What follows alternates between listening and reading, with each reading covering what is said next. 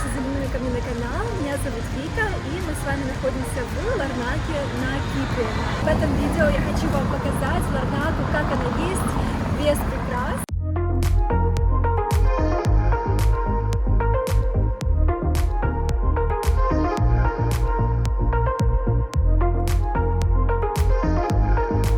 Ларнака – это третий по величине город на Кипре после столицы Никосия и города Лимассол. Несмотря на это, в городе проживает всего 50 тысяч человек. Согласно археологическим раскопкам, город был основан в 13 веке до нашей эры и, соответственно, является одним из самых древних непрерывно заселенных городов мира. Современный город стоит непосредственно на древнейшем поселении города-государства Китиона. Город даже упоминается в Библии под названием Китим и по легенде был основан Китимом, внуком Ноя. Также считается, что в этом городе родился выдающийся философ Зенон. Название современного города Ларнака, вероятно, происходит из-за большого количества древних саркофагов, которые были найдены здесь при первых раскопках. По-гречески это слово звучит как Ларнакес. Ребята, за мной находится главная достопримечательность Кипра, и это собор Святого Лазаря. Церковь Святого Лазаря была основана в IX веке и сменила множество обличий за время правлений разных империй. Она была и византийской, и мусульманской церковью, но сейчас она является православной. И здесь хранится икона и мощи Святого Лазаря. А особого внимания заслуживает деревянный резной иконостас из 120 икон, изготовленный в XVIII столетии.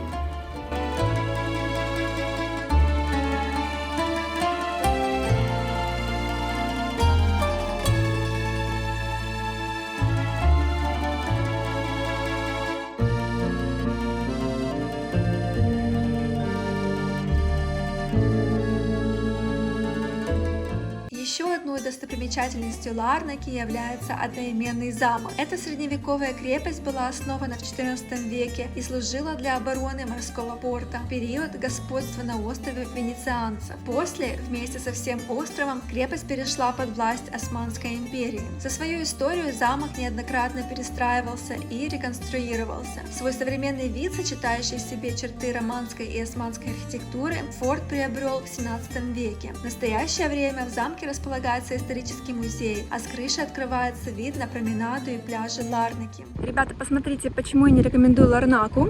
Ларнака — это порт, где выгружают в основном нефтепродукты, и вот эти вот все корабли стоят в очередь на выгрузку. Вот так вот выглядит Ларнака, буквально в 200 метров от пляжа. Будьте осторожны, не ведитесь на дешевые туры и смотрите на карте, где вы будете останавливаться.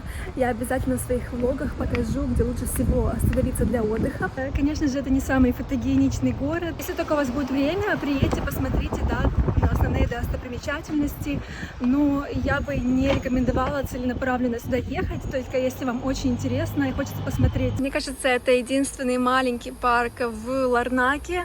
Здесь, конечно же, в Ларнаке не очень все красиво оборудовано. Все-таки страна пережила много кризисов. К сожалению, гуляя по Ларнаке, сложно представить богатую историю города. Здесь не так много сохранившихся и доступных для просмотра зданий, артефактов и музеев. Современные здания и улицы не выглядят очень примечательными, и повсюду много развалившихся дорог и бордюров. Большинство Ларнаки выглядят именно вот так вот, некрасивые современные дома, но есть и пару симпатичных ресторанов. В общем, если владельцы стараются, они красят фасад, вот садят такое симпатичное дерево, и получается неплохо. Ларнака известна своей пальмовой набережной Финикудес, что в переводе означает «финиковая аллея». Это довольно-таки длинная, благоустроенная набережная, и здесь же находится и главный пляж города. Однако не рассчитывайте на бирюзовое море и золотистый песок. Виды здесь довольно-таки посредственные по сравнению с главным курортом страны Айанапа. Это, в общем-то, главный муниципальный пляж Ларнаки и единственная большая здесь променада. Как видите, здесь очень много подготовлено лежаков,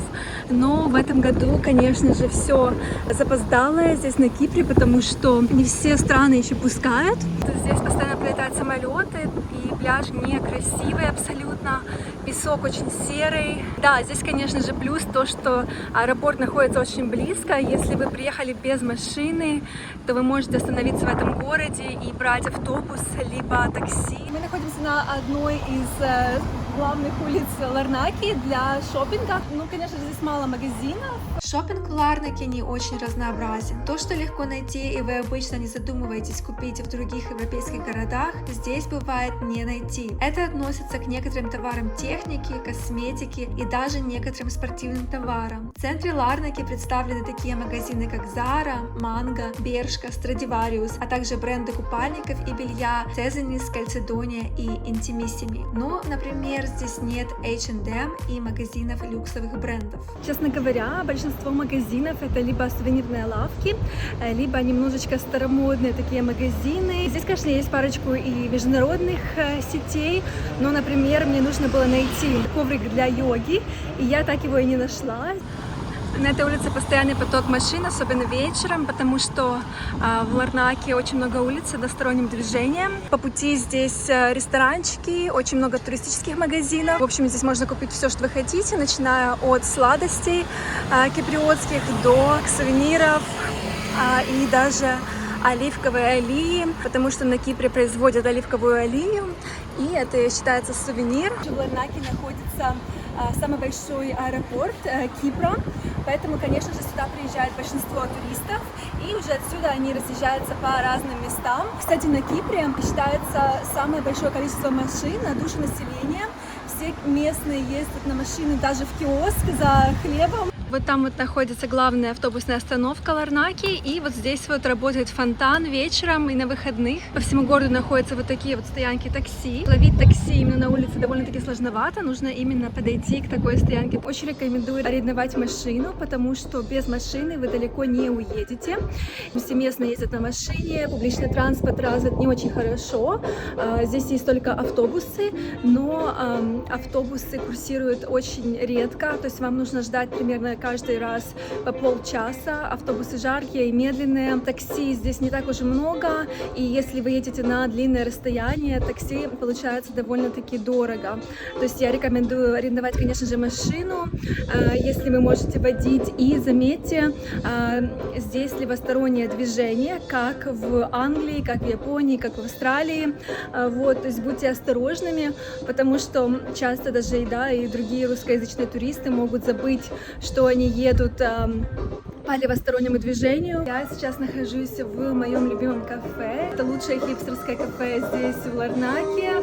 Мне кажется, единственное. У них очень красивый интерьер, у них очень вкусный кофе. Они жарят зерна кофе прямо здесь, на месте. В общем, есть большой выбор разных кофейных напитков. У них также есть всякие разные пирожные и даже медовик. Что мы взяли? Это Iced Flat White и Iced Fredda Espresso и медовик.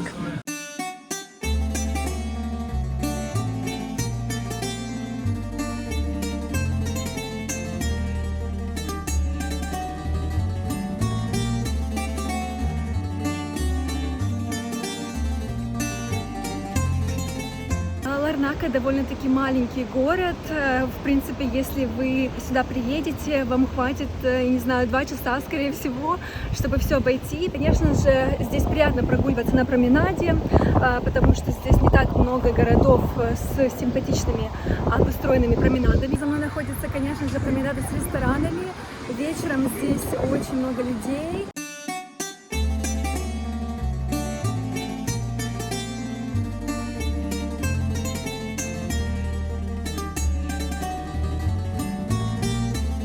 На Кипре лучше всего кушать блюда местной кухни. Они будут намного вкуснее и лучшего качества, чем международные блюда, такие как бургеры и паста. Традиционной кухней Кипра считается мезе или мезедес. Современный мезе может состоять из 20 маленьких блюд. Длится это застолье по несколько часов, так как блюда вам приносят постепенно, а не все сразу. Мезе подается как минимум на двоих, однако стоимость его довольно демократична – от 18 до 25 евро на человека. Мезе может подаваться холодным или горячим и включать в себя разные рыбные или мясные закуски. Состав меса варьируется от заведения к заведению, но есть и традиционные ингредиенты. Это, конечно же, оливки, греческий салат, сыр фета, сыр халуми, соус из молотых семян кунжута, тахини и хумус. Если вы любитель более тусовочного пляжа, тогда вам нужно посетить пляж Маккензи. Любители ночной жизни называют этот пляж самым тусовочным местом в Ларнаке. Здесь множество баров с музыкой нон-стоп непосредственно возле пляжа. Но есть одно но.